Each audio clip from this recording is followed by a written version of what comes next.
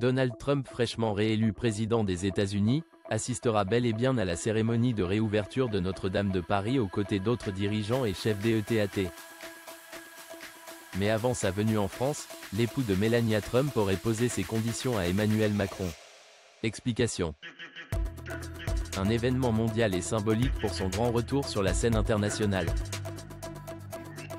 Ce samedi 10 décembre 2024, Donald Trump, personnellement convié par Emmanuel Macron, assistera aux côtés de nombreux chefs d'ETAT et de gouvernement à la cérémonie de réouverture de la cathédrale Notre-Dame de Paris. Près de 6 ans après le terrible incendie qui l'a fortement endommagé. Raison pour laquelle un important dispositif de sécurité a naturellement été prévu. À rappeler qu'il s'agit du premier voyage officiel de Donald Trump, depuis sa victoire à l'élection présidentielle des États-Unis, en novembre. Le magnat de l'immobilier qui participera également au grand dîner d'ETAT organisé à l'Élysée ce soir, sait qu'il sera au centre de toutes les attentions.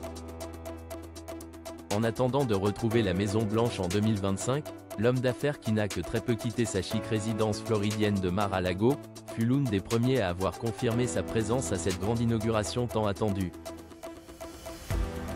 Ce week-end, Donald Trump est également accompagné d'Elon Musk, le milliardaire et propriétaire de Twitter et Tesla qu'il a constamment soutenu durant sa campagne.